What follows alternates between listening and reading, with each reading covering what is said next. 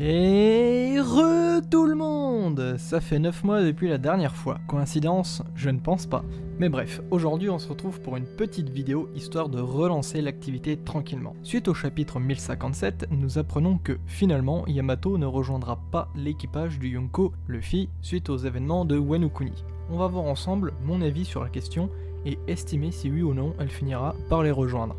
Après nous avoir crié maintes fois son désir de prendre la mer, Oda nous a mis la douille. Cependant, pas vraiment. Yamato qui se veut être Oden, du fait qu'elle l'admire à un stade assez poussé, une fois l'euphorie redescendue d'avoir rencontré Luffy, elle repousse sa sortie pour découvrir le monde. En précisant bien qu'avant de vouloir explorer le monde, elle devra déjà explorer sa terre natale, est-ce qu'elle est née à Wano Kuni, enfin bref, son île, comme l'a fait Oden. Néanmoins, Luffy, comme dit Amomo et Kinemon, lui précise bien que si l'un d'entre eux souhaite devenir pirate, il viendra les récupérer.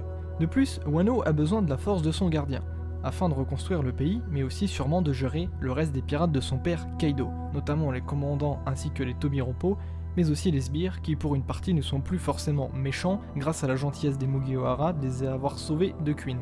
A ce niveau là nous pouvons considérer Yamato comme une Vivi par exemple, même si c'est plus Momonosuke et Kinemon qui par le temps passé sur le Sunny sont plus comparables. Mais le capitaine des Mugi ne rejettera pas sa demande, donc elle est déjà un peu une Mugiwara en quelque sorte. Du coup on vient de voir la partie théorique, voyons maintenant sur du concret, du moins des suppositions, mais à partir de faits. Bref, ce n'est plus une question d'accord, de désir ou autre. Premier point, Yamato est trop forte. Alors oui, c'est très bizarre de dire ça, mais je vais essayer de développer ma pensée. Zoro, Sanji et Jinbei sont les trois commandants de l'équipage du Yonko. Je pense que nous sommes ok pour dire que Yamato est plus forte que Jinbei.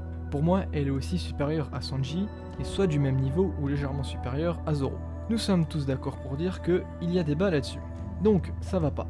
Zoro et Sanji sont censés être les ailes du futur roi des pirates. Ainsi que le scénario, ce sont les deux là qui doivent faire la castagne pour le fanservice.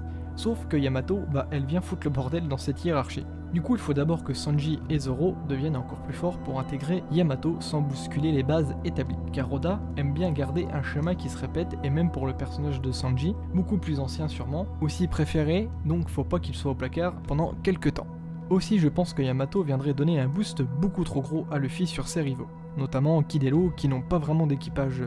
De plus, Yamato, dans le prochain arc, risquerait de donner un trop gros avantage sur le plan baston à l'équipage. Il faudra attendre une guerre contre la marine ou bien alors un affrontement avec Shanks ou Barbe Noire pour qu'elle arrive et ne fasse pas trop pencher la balance pour nos protagonistes. Alors il y a quelques temps je me disais que ça me paraît bizarre que Luffy devienne le roi des pirates sans avoir mis un pied sur toutes les îles du monde. Roger a fait un tour du monde avant d'aller sur Raftel, mais en voyant certaines théories, idées sur les réseaux, on arrive à compléter l'idée d'un tour du monde et Yamato.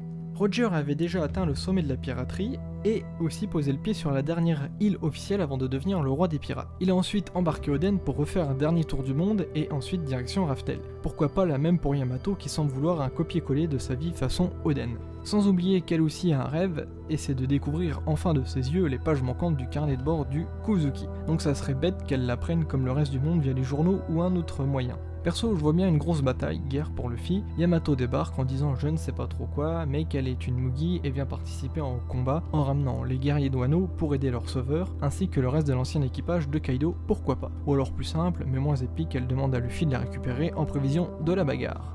Pour moi, il est presque indéniable que Yamato va faire une Jinbei et arriver 350 chapitres plus tard. Mais trop de sous-entendus, de concrets, de spéculations qui font que Oda peut pas nous mettre une carotte aussi énorme.